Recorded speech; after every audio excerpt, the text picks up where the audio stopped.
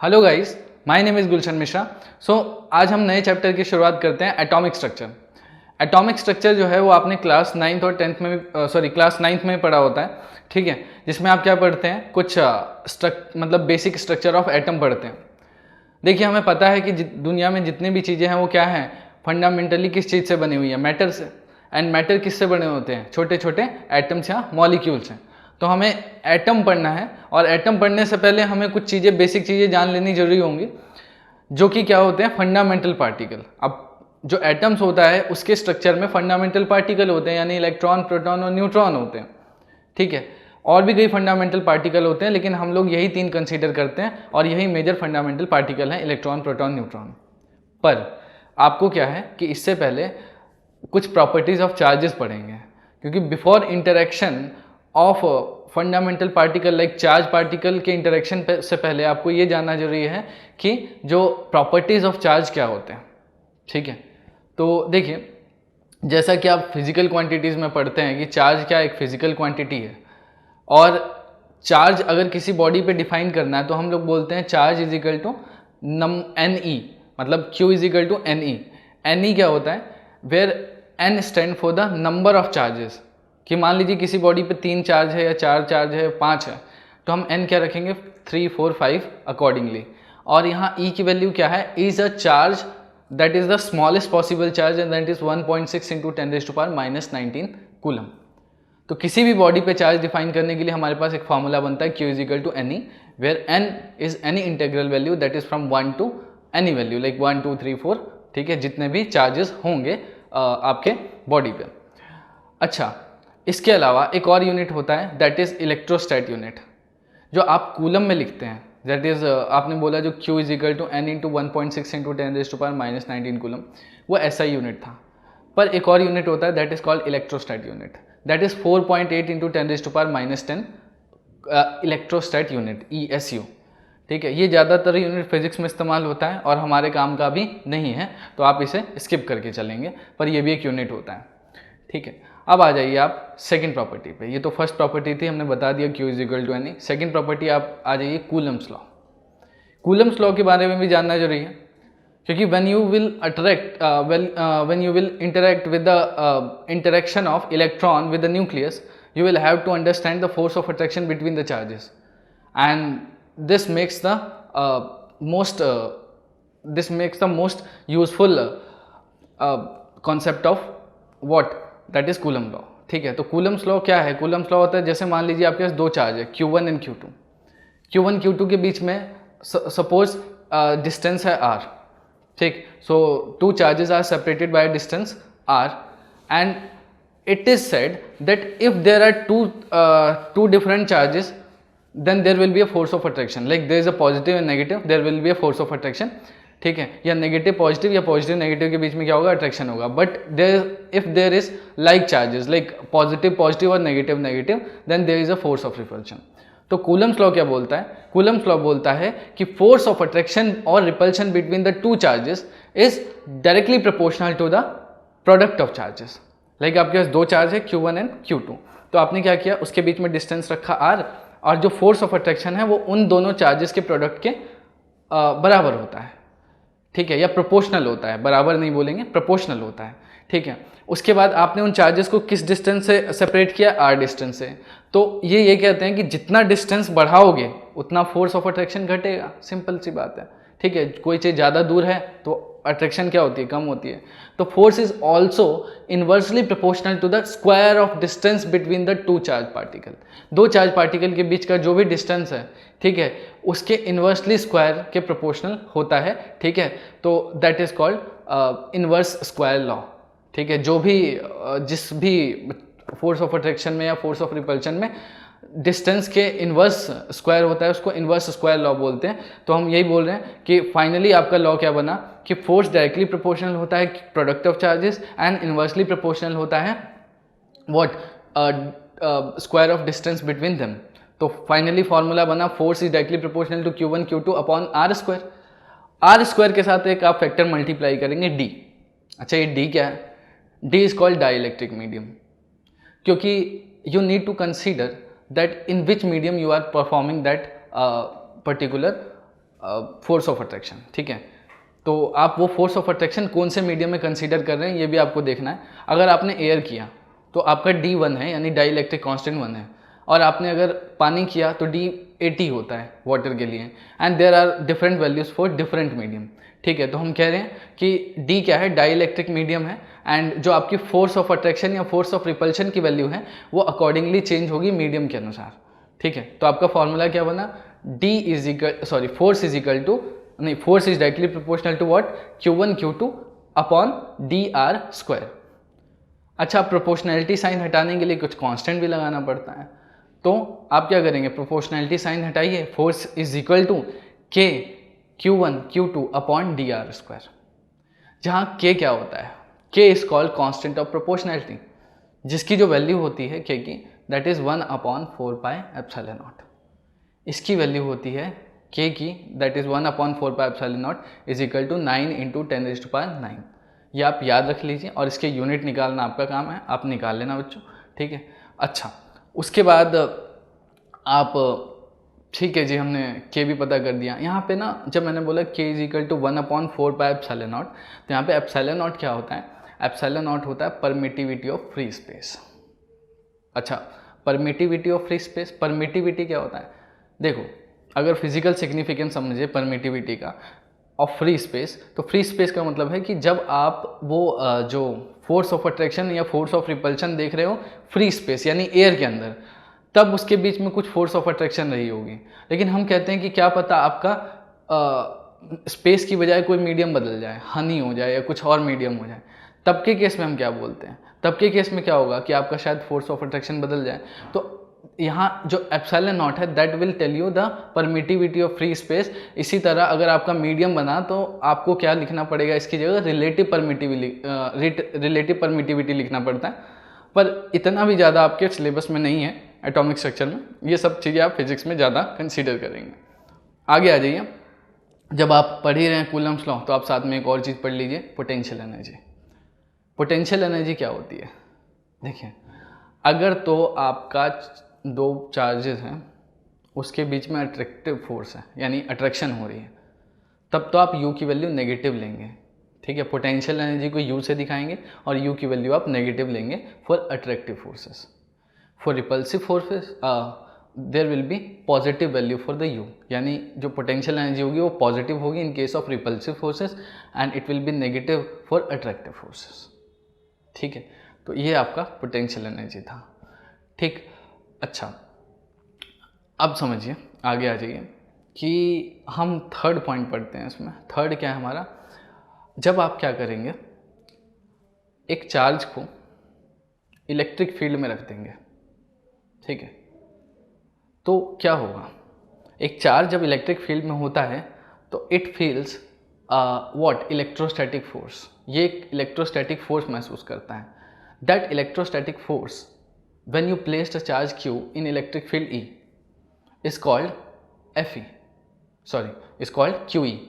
तो फोर्स मतलब आप ऐसे बोल दो, सबसे बढ़िया होगा कि जब आपने एक चार्ज प्लेस किया और इलेक्ट्रिक फील्ड इस डायरेक्शन में है तो it will experience a force and that force is called electrostatic force and that is denoted by F is equal to QE, ठीक है। जहाँ E क्या है, applied electric field, and Q क्या है, चार्जेस, तो F is equal to QE आपका formula बन गया, ठीक है। तो ऐसा होता है। तो दूसरी, अब चौथा पॉइंट आ जाइए। चौथा पॉइंट ये है हमारे पास कि हम मैग्नेटिक फोर्स को कंसीडर कर रहे हैं। जैसे क्या हो कि आपका चार्ज मूव कर रहा है, ठीक है, और मान लीजिए उसकी वेलोसिटी है किसी एक पर्टिकुलर डायरेक्शन में, और आपने क्या किया कि एक उसमें मैग्नेटिक फील्ड अप्लाई की, that is in a perpendicular to the motion of charge, ठीक है। तो चार्ज जहाँ मोशन कर रहा है उसके 90 डिग्री पे आपने क्या किया, एक मैग्नेटिक फोर्स अप्लाई कर दी। तो अगेन जैसे कि चार्ज ने इलेक्ट्रिक फील्ड की वजह से फोर्स महसूस किया था, वैसे ही वो मैग्नेटिक फील्ड की वजह से भी फोर्स महसूस करेगा, and that force is equal to QVB, ठीक है। जहाँ Q चार्ज होता है, V वेलोसिटी होता है, और B जो है that is applied magnetic field, कि मैग्नेटिक फील्ड कितना अप्लाई हुआ, ठीक है। तो ऐसे होता है। अच्छा, उसके बाद ये तो आपको पता चला। यहाँ पे याद रखना, ये फोर्स तभी कंसीडर करेंगे जब आपका अप्लाइड इलेक्ट्रोमैग्नेटिक फील्ड जो है वो कैसा होना चाहिए, परपेंडिकुलर होना चाहिए to the motion of charge. ठीक है, चलिए अब आगे आते हैं हम लोग कि हमें 4 प्रॉपर्टी अभी तक पढ़ ली हमने। अब आ जाइए आप कि आपके पास मान लीजिए कि एक, मैं आपको बताता हूँ, एक चार्ज है, मान लीजिए 5th प्रॉपर्टी पढ़ रहे हैं, मान लो आपके पास क्या एक चार्ज है एंड पॉजिटिव चार्ज है, 2 टर्मिनल के बीच में पड़ा हुआ है। 2 टर्मिनल है, until you have not provide the potential to that 2 ends, ठीक है, क्या होगा, चार्ज वहीं पे पड़ा रहेगा। जैसे ही आप पोटेंशियल अप्लाई करते हैं यानी बैटरी कनेक्ट करते हैं, तो बैटरी कनेक्ट करने पे क्या होगा बताइए, बैटरी कनेक्ट करने पे वो चार्ज जो है उसको एक पोलैरिटी मिलेगी, मतलब उसे कहाँ जाना है ये पता चलेगा। ठीक है, प्लेट्स को पोलैरिटी मिलेगी। अब मान लीजिए एक चार्ज प्लस क्यू है वो यहाँ पड़ा है, ठीक है, यहाँ अब जैसे ही बैटरी की ये वाला टर्मिनल पॉजिटिव टर्मिनल हो गया, ये नेगेटिव टर्मिनल हो गया, पॉजिटिव रिपेल करेगा, वो इधर को पुश करेगा इसे, और क्योंकि इधर नेगेटिव है तो वो नेगेटिव की तरफ अट्रैक्ट होगा।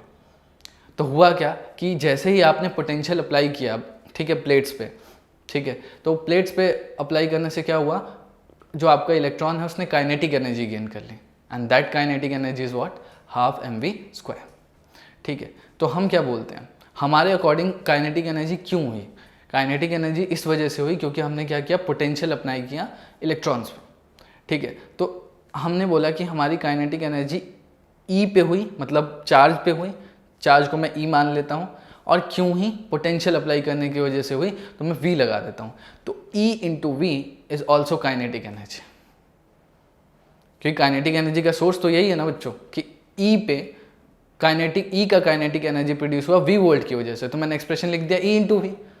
और एक्चुअल में काइनेटिक एनर्जी का एक्सप्रेशन क्या होता है, हाफ mv²। तो अपन कह सकते हैं कि EV is equal to half mv²। ठीक है, that is kinetic energy gain by electron when it is accelerated under a potential difference of when it is accelerated under a potential difference of v volt, then it is gain a kinetic energy half mv², and that expression is what, that expression is EV is equal to half mv²। ठीक है, तो ये expression है, आप इससे numerical निकाल सकते हैं। ठीक है, और मास निकाल सकते हैं, वेलोसिटी निकाल सकते हैं, जैसे भी आपको बोला हो।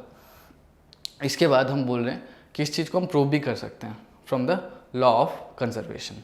कैसे, जैसे अब मान लीजिए शुरू में आपके पास क्या है कि चार्ज पड़ा हुआ है ए एंड की तरफ, ये बी एंड मान लीजिए, ये ए एंड मान लीजिए। ठीक है, ए एंड पे के साइड पॉजिटिव चार्ज, ठीक है, और यहाँ पे जैसे ही बैटरी कनेक्ट किया पॉजिटिव टर्मिनल हो गया।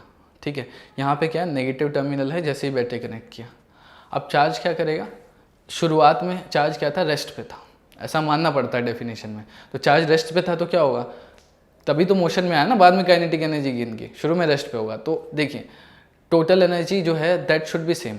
यहाँ ए और बी पे 2 पोजीशन लेते हैं, ए इनिशियल पोजीशन ऑफ चार्ज, और जब चार्ज फाइनली यहाँ पहुँच गया तो वो बी पोजीशन हो गई। ठीक है, तो ए से बी तक आने में हमारे पास क्या होगा कि कुछ काइनेटिक एनर्जी लगी। तो मैं ऐसा मानता हूँ कि शुरुआत में रेस्ट होगा ए पर, तो मैं बोलता हूँ कि मेरा जो कंजर्वेशन ऑफ एनर्जी कहता है कि टोटल एनर्जी ए पर चाहे बी पर, यानी इनिशियल टोटल एनर्जी और फाइनल टोटल एनर्जी जो है किसी पार्टिकल के पास सेम होना चाहिए, कोई दिक्कत नहीं है। लिखो टोटल एनर्जी एट ए क्या होगा, that is potential energy at A plus kinetic energy at A. ठीक है, पोटेंशियल एनर्जी का एक्सप्रेशन क्या है, पोटेंशियल एनर्जी का एक्सप्रेशन है आपके पास QV। पर आप सोचो क्या इसके पास काइनेटिक एनर्जी होगा ए पोजीशन पे, नहीं होगा। क्यों, क्योंकि वो रेस्ट पर है। तो आप वेलोसिटी को 0 कंसीडर करोगे तो आपका एक्सप्रेशन क्या बनेगा, EV0 plus half mv, v की जगह क्या डाल दोगे 0, तो ओवरऑल काइनेटिक एनर्जी बिकम 0। ठीक है, अब आ जाइए आप राइट साइड में, आपने बोला total energy at A should be equal to total energy at B, तो आपके पास राइट साइड में भी क्या होगा, potential energy plus kinetic energy, that is potential energy at B plus kinetic energy at B. Potential energy at B क्या होगा, क्योंकि अब फाइनली जो है वो अपने डेस्टिनेशन पे पहुंचने वाला है, उस टाइम पे उसकी काइनेटिक एनर्जी मैक्सिमम होगी, पर पोटेंशियल एनर्जी 0 हो जाएगी। ठीक है, पोटेंशियल एनर्जी 0, ठीक, तो आप क्या कहेंगे कि आपका जो ये पोटेंशियल एनर्जी वाला टर्म है वो 0 हो जाएगा और हाफ mv² काइनेटिक एनर्जी हो जाएगी। तो यहाँ से आप देख सकते हैं कि आपका जो एक्सप्रेशन आएगा that is EV0 is equal to half mv²। ठीक, आई होप आप लोगों को समझ में आया होगा। अच्छा, यहाँ से एक डेफिनेशन भी क्रिएट हो जाती है। कैसे डेफिनेशन क्रिएट होती है? जैसे कि सपोज मैंने क्यू की जगह किसी ई को रख दिया।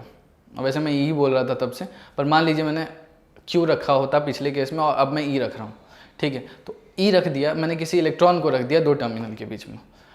ठीक, तो मैं क्या बोल रहा हूँ, अब मेरे पास जो पोटेंशियल होगा, ठीक है, वो कितना होगा? पहले क्यू भी था, अब क्या होगा? ई वी होगा। ठीक है, सिंपल।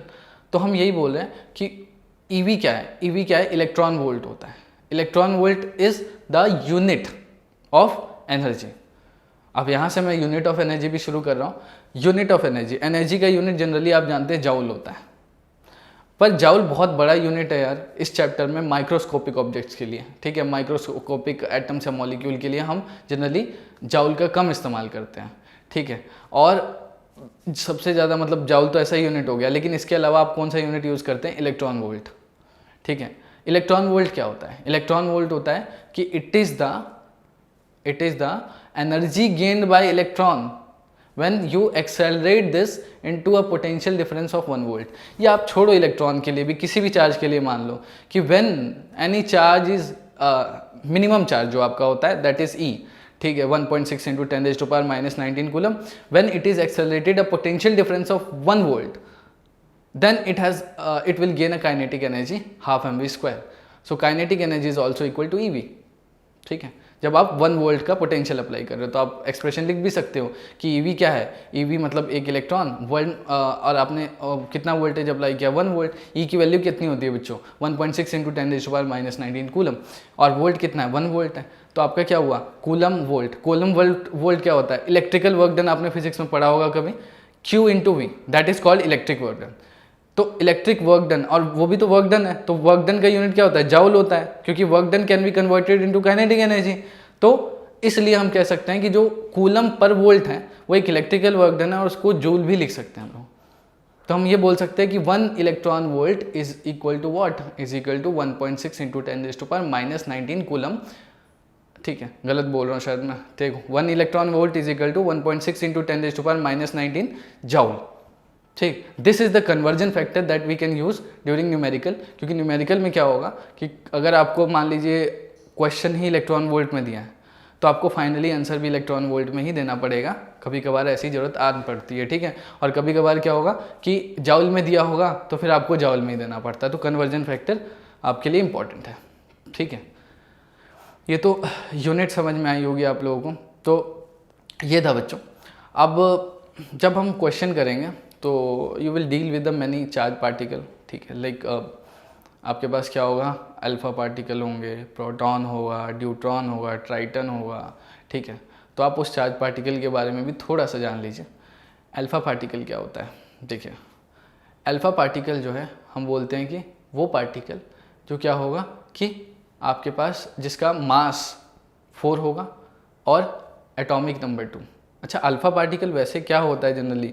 अल्फ़ा पार्टिकल जब होता है हीलियम मॉलिक्यूल में से आप, या हीलियम के एटम में से आप 2 इलेक्ट्रॉन रिमूव कर दीजिए। हीलियम में क्या होता है? एटॉमिक नंबर 2 यानी प्रोटॉन भी 2, इलेक्ट्रॉन भी 2 और मास नंबर होता है 4। तो आप 2 इलेक्ट्रॉन निकाल दो तो उसके पास सिर्फ प्रोटॉन बचेगा। ठीक है, 2 इलेक्ट्रॉन निकालने के बाद इसके ऊपर 2 पॉजिटिव चार्ज आ जाएगा। तो 2 पॉजिटिव चार्ज के साथ जब हीलियम लिखते हैं that is called alpha particle. तो अल्फ़ा को अल्फ़ा सिंबल से हम लोग दिखा देते होते हैं। ठीक है, तो ये होता है आपका अल्फ़ा पार्टिकल। इसके ऊपर चार्ज आपको कोई बोलेगी कितना होता है तो आप लिखेंगे +2e। किसी भी पार्टिकल पे चार्ज लिखने का फॉर्मूला होता है Ze, जहाँ Z की वैल्यू क्या दिखाती है कि उसका एटॉमिक नंबर क्या है या उसके पास प्रोटॉन कितने हैं। ठीक है, तो आपके पास हीलियम में 2 प्रोटॉन है तो आप क्या लिखोगे? 2e। ऐसे ही प्रोटियम का क्या है? 1e, तो आप क्या लिखेंगे? 1 लिख दीजिए। ड्यूटीरियम का क्या है? ड्यूटीरियम का हो गया कि आपके पास जिसका मास 2 है, एटॉमिक नंबर 1 है, तो आप क्या करोगे? H, इसका भी चार्ज लिखेंगे +1e। इसके अलावा ड्यूट्रॉन के अलावा आप ट्राइटन लिख लीजिए। ट्राइटन का क्या होगा? चार्ज वही होगा +1e। उसके बाद इलेक्ट्रॉन, चार्ज क्या लिखेंगे? -1e। तो ये सारी चीज़ें आप before starting numerical you should to consider, you have to learn the charges on the particular particle, क्योंकि उसके बाद आप न्यूमेरिकल सॉल्व करने के एबल हो पाएंगे। ठीक है, थैंक यू सो मच बच्चों, आज के लेक्चर में इतना ही।